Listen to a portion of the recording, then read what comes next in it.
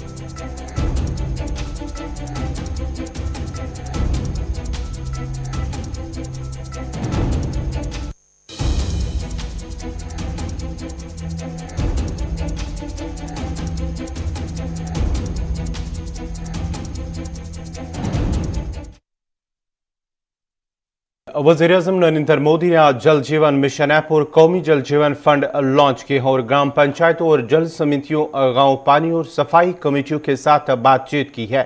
वज़ीर-ए-आज़म ने video conferencing के जरिए जल जिंदगी मिशन ऐप लॉन्च किए हैं, जिसका मकसद स्टेक होल्डर्स में बेदारी बढ़ाना और मिशन के तहत स्कीमों में ज्यादा शफाफियत और जवाबदेही पैदा करना है। वज़ीर-ए-आज़म राष्ट्रीय जल जीवन फंड का भी आगाज किया है, जहां एक फर्द, तंजीम, कंपनी या समाजी कारकुन, चाहे वो हिंदुस्तान में हो या बैरून मुल्क, हर दीगर स्कूल, आंगनबाड़ी मरकज, आश्रम, शाला और दीगर आवाम के नल के पानी के कनेक्शन फराहम करने में मदद करने के लिए अपना हिस्सा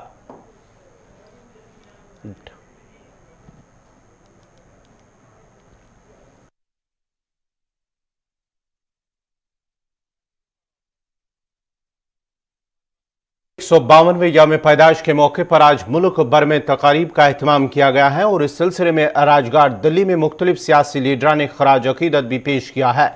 लोकसभा के स्पीकर ओम बिरला, कांग्रेस लीडर सोनिया गांधी ने भी हाजिरी देकर उन्हें खराज पेश किया है। सदर हिंद रामनाथ कोविंद, नायब सदर वेंकैया नायडू, वज़ीर-ए-आज़म नरेंद्र मोदी ने भी खराज अकीदत पेश किया है। दिल्ली के वज़ीर आला अरविंद केजरीवाल ने भी राजघाट में हाजिरी देकर महात्मा गांधी को खराज पेश किया। उधर साबिक वज़ीर-ए-आज़म लाल बहादुर शास्त्री का भी आज यौम पैदाइश है, जिस दौरान मुल्क की अहम शख्सियात ने उन्हें याद करते हुए उन्हें खराज अकीदत पेश किया है। याद रहे कि अक़वाम मुत्तहिदा की जनरल असम्बली ने जून सन 2007 में हर साल 2 अक्टूबर को अदम तशद्दुद के आलमी दिन के तौर पर मनाने का फैसला किया था और यह दिन महात्मा गांधी की यौम पैदाइश की मुनासबत से मुंतखब किया गया था। इस अजीम हिंदुस्तानी रहनुमा ने हमेशा अदम तशद्दुद के फ़लसफ़े का प्रचार और दुनिया भर में समाजी हुकूक और आज़ादी की तहरीकों को मुतासिर किया है।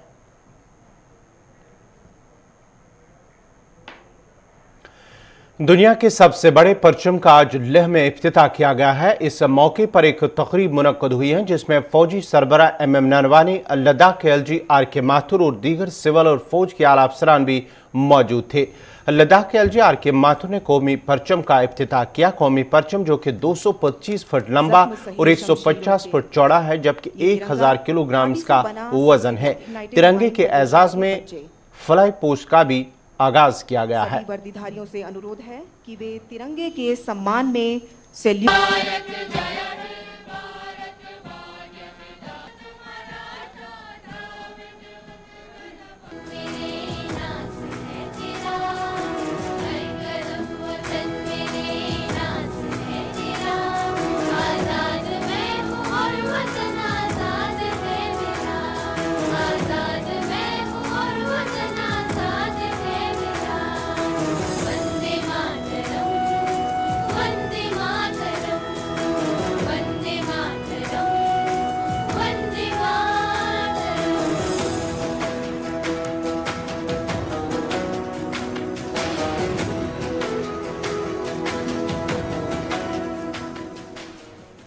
सेकेंड अक्टूबर देश के लिए एक बहुत ही महान दिवस है। महात्मा गांधी की जन्म दिवस, साथ साथ यही दिवस लाल बहादुर शास्त्री जी का जन्म दिवस था। ये दिन जो कि पूरे देश में it is observed as a national holiday in honour of the memory of the father of the nation Mahatma Gandhi. जो ये झंडा हमारे सामने है, इसका डिजाइन भी एक महात्मा गांधी के फॉलोअर ने ही किया था।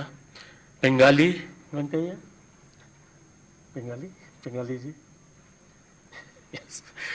Mr. Pingali, who was a follower of Mahatma Gandhi, he had designed this. Original design में अशोक चक्र की जगह एक चरखा था, जो कि आज़ादी के ठीक पहले चरखा was converted into this Ashok चक्र। आप सभी जानते हैं कि यहाँ पर जो भगवा कलर है वो शौर्य, वो बलिदान का प्रतीक है। जो वाइट कलर है हमारे झंडे का वो शांति का प्रतीक है। हरा रंग देश में हरियाली समृद्ध बनने के लिए एक चिन्ह है। और जो चक्र है, नीला चक्र, वो रिप्रेजेंट करता है धर्म चक्र या अशोका चक्र, जो कि धर्म, जो भारतीय सभ्यता में एक entire history, entire civilization, everything moves in a cycle. That is what it represents. So ये झंडा महात्मा गांधी जी ने खुद कहा था कि ये देश की एकता का प्रतीक है, देश के लिए ह्यूमिलिटी का प्रतीक है, देश के लिए एक ऐसा चिन्ह है जिसके सहारे पूरा देश उसको एक अपना रिप्रेजेंटेटिव मानकर बलिदान देता है। हमारे वीर जवान चाहे जहां भी लड़ाई हो, कहीं भी हो, इस झंडे के नाम पे लड़ते हैं। ये पूरे देश के लिए एक महान चिन्ह है। केवीआईसी मैं बहुत ही धन्यवाद देना चाहूँगा माननीय चेयरमैन साहब का, सिन्हा साहब का, दैट इतना विराट एक चिन्ह और बहुत इम्पोर्टेंट दिवस, 75th anniversary of the Indian independence.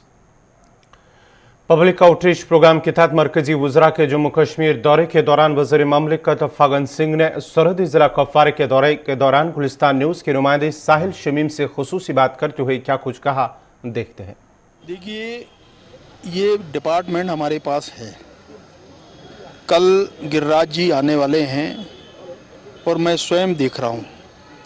आप जो गाँव को जोड़ने वाला जो कनेक्टिविटी की आप जो बात कर रहे हैं, मैं आपको इस बात का भरोसा देता हूँ कि हम 22 और 23 तक प्रत्येक गांव को हम जोड़ेंगे, कोई गांव छूटेगा नहीं। और इसलिए ऑल वेदर कनेक्टिविटी को हम पूरे गांव से जोड़ देंगे और ये हमारा एक टारगेट है। सारे भारत के गाँव को हम जोड़ने की योजना हमने तय कर दिया है। ये हमारा एक टारगेट है और इसलिए कोई समस्या नहीं रहेगी। इसको रोडों को लेकर प्रधानमंत्री ग्राम सड़क योजना, इस बात को जोर देकर कह रहा हूं कि जो हमारे निर्वाचित प्रतिनिधि हैं, ये पहली बार इलेक्शन हुए हैं, खासतौर से बीडीसी और जिला परिषद, जो हमारे district development council, block development council, ये कभी अनुभव नहीं आया। अब वो अपना प्लान स्वयं बनाएंगे, स्वयं गांव का विकास करेंगे, अपने उस वार्ड का करेंगे और जो उनके कॉन्स्टिट्यूंसी है उसकी चिंता करेंगे। सरकार उनको ग्रांट देगी और पर्याप्त मात्रा में ग्रांट देगी। ये काम अब शुरू हो गया है, प्लानिंग हम कर रहे हैं। आज हमने 2 ऐसे अलग अलग, एक स्टेडियम का, एक हमारे ब्लॉक ऑफिस का, हम 2 ऐसे स्थानों का हमने भूमि पूजन की दिया है।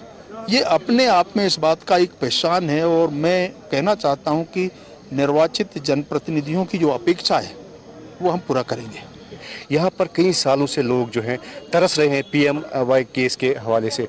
यहाँ पर अक्सर बेशतर शिकायतें रहती है महकमा रूरल डेवलपमेंट से कि जिनके पास ऑलरेडी 2-2 मकान है, 2-2 घर है या 3-3 घर है, उन्हीं को जो है PMY स्कीम के तहत और लाया जा रहा है, उन्हीं को दिया जा रहा है। लेकिन जो गरीब है वो वहीं पे है जिसका कोई पुरसनी हाल यहाँ पे नहीं है। इस पर जो सर्वे हुआ था 2011 का, उसको हमने देश में बेस माना है, परंतु ज़रूरत पड़ेगी तो हम एक बार फिर से यहाँ पर रिव्यू करेंगे।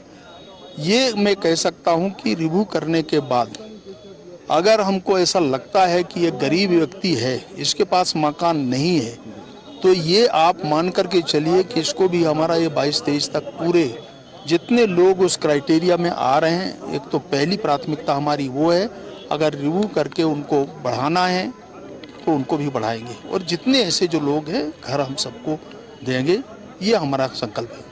5 दिसंबर 2020 को डायरेक्टर रूरल डेवलपमेंट से एक ऑर्डर निकलता है हर एक ज़िले के लिए, जहां जितने भी यहाँ पे एसीडी साहब हैं उनके लिए एक ऑर्डर निकलता है। उसका नंबर भी है मेरे पास सब कुछ।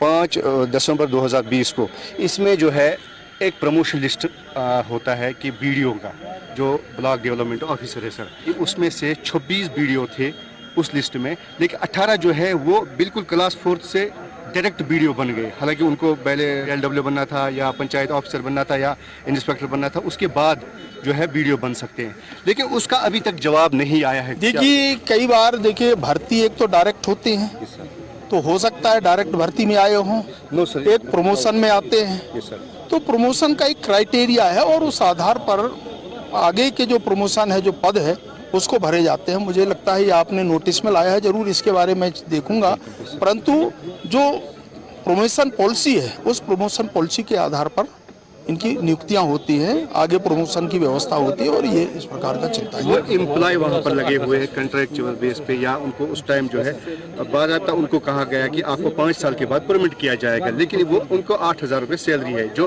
देखिए वो आपके कॉन्ट्रैक्चुअल व्यक्ति के बारे में बात कर रहे हैं, वर्कर्स के बारे में बात कर रहे हैं, वो समय समय में रिव्यू करते हैं और सरकारें फिर उनके वेजेस भी बढ़ाते हैं और उनको नियमितीकरण करने की भी प्रक्रिया चलती है। और सरहदी जिला राजौरी से इस वक्त बड़ी खबर आ रही है कि राजौरी में सड़क का एक दिलदोज हादसा पेश आया है। गुज़श्ता शब तकरीबन 12 बजे के करीब सरहदी जिला राजौरी में सड़क का एक दिलदोज हादसा, जिसमें 3 अफराद जान भाग जबकि 4 दीगर जख्मी हो गए। रात 12 बजे के करीब गुज़श्ता रात 12 बजे के करीब लाम से ठंडी कसी पीडी रोड पर एक तेज रफ्तार गाड़ी ड्राइवर के काबू से बाहर होकर एक गहरी खाई में जा गिरी, जिसके नतीजे में गाड़ी में सवार 7 अफराद शदीद जख्मी हुए हैं।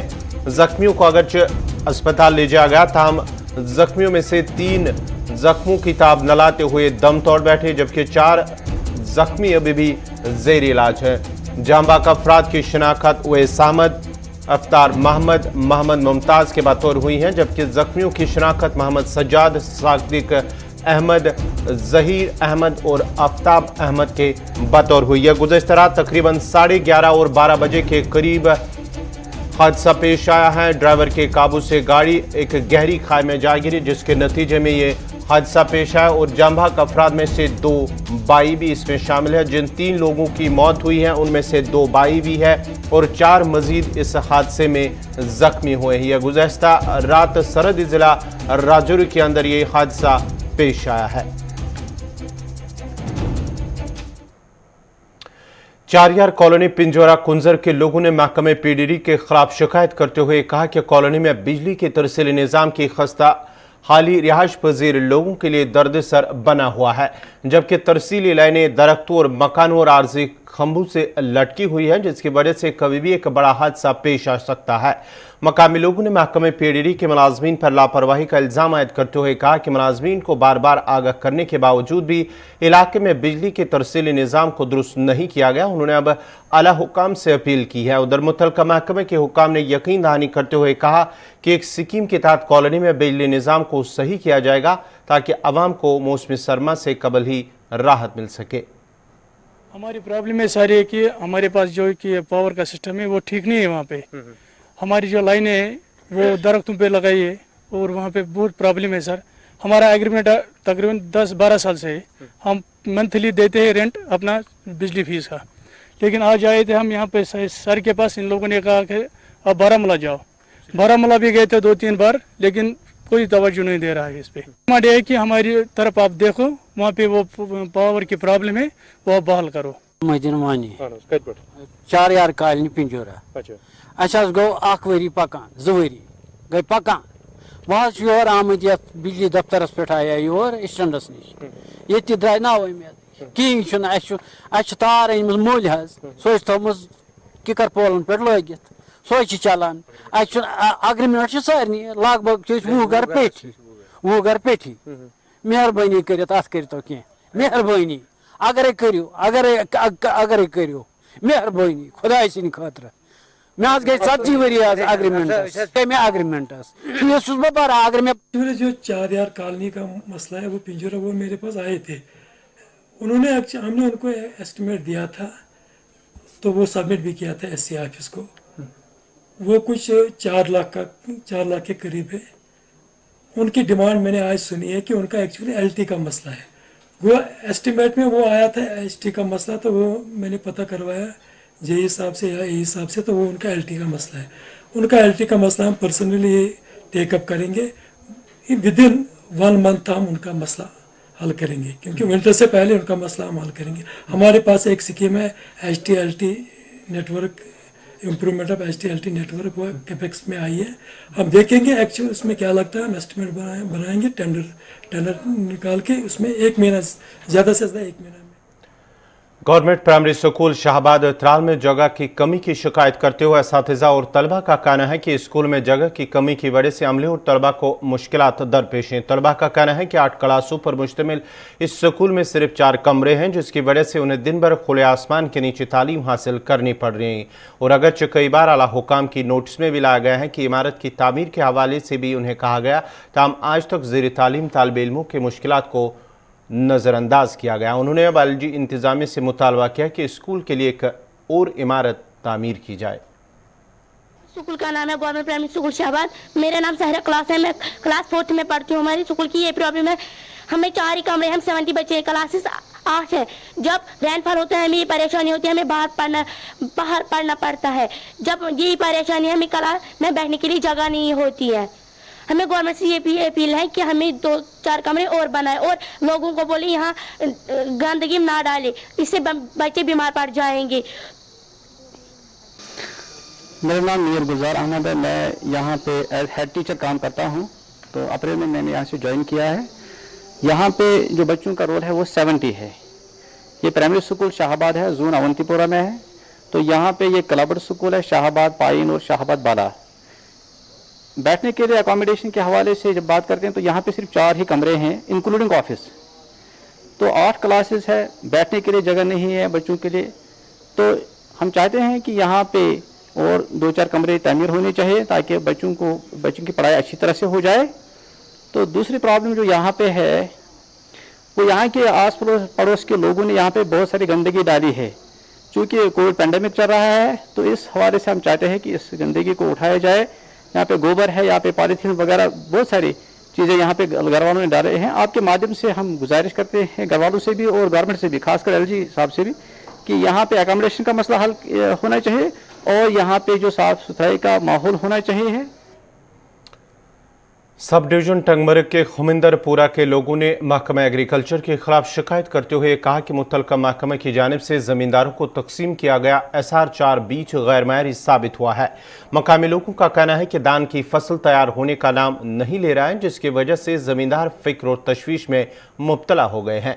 मौसम ख़ज़ां शुरू होते ही वादी के ज़मींदार खेतों में धान की फसल काटने में जुट जाते हैं, लेकिन सब डिवीजन टंगमर्ग के खुमिंदरपुर के ज़मींदारों की साल भर की मेहनत पर महकमा एग्रीकल्चर की जानिब से फराहम किया गया RS-4 धान के बीज गैर मायरी साबित हुआ है, क्योंकि इस देहात में ये धान की फसल मौसमी ख़ज़ां में भी तैयार नहीं है, जिसकी वजह से ज़मींदार फसल न पकने से खासे परेशान नजर आ रहे हैं।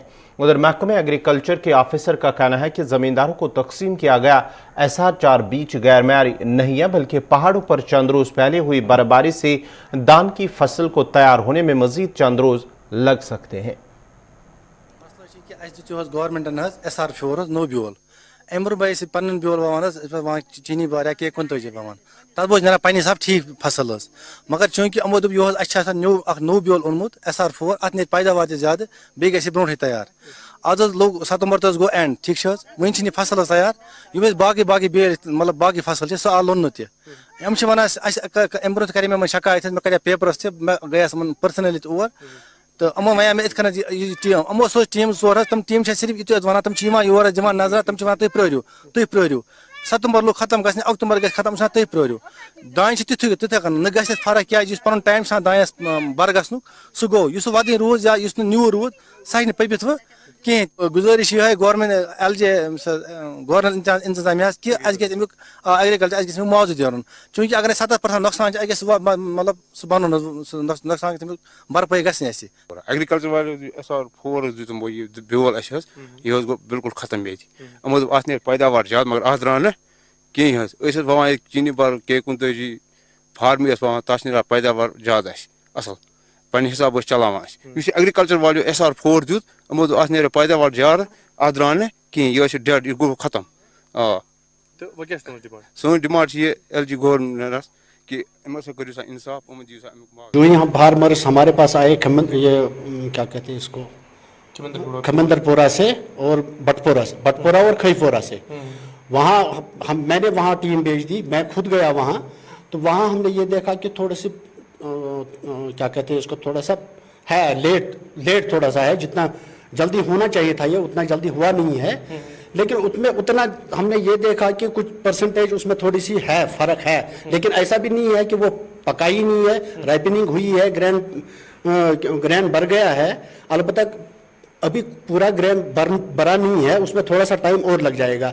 जिम्मेदार खुद कहते हैं, हमारे पास जिम्मेदारों ने स्टेटमेंट दिया कि हाँ जब बर्फबारी हुई पीर पंचाल सरहदी ज़राजोरी की थाना मंडी वार्ड 13 के माका में लोगों ने राब्ता पुल न होने पर नाराजगी का इजहार करते हुए इल्जाम आयद किया है कि तरक्की के इस दौर में भी राब्ता पुल की अदम दस्तियाबी से उन्हें मुश्किलात का सामना हो रहा है। लोगों का कहना है कि साल 2000 से कबल ही अगरचे राब्ता पुल के लिए नदी के दोनों तरफ से पिलर तामीर किए गए, ताम पानी के तेज बहाव की वजह से भी वो भी बह गए हैं और आज तक अवाम को राहत पहुँचाने के लिए ना ही हुकूमत और ना ही इंतजामिया ने कोई कोशिश की है।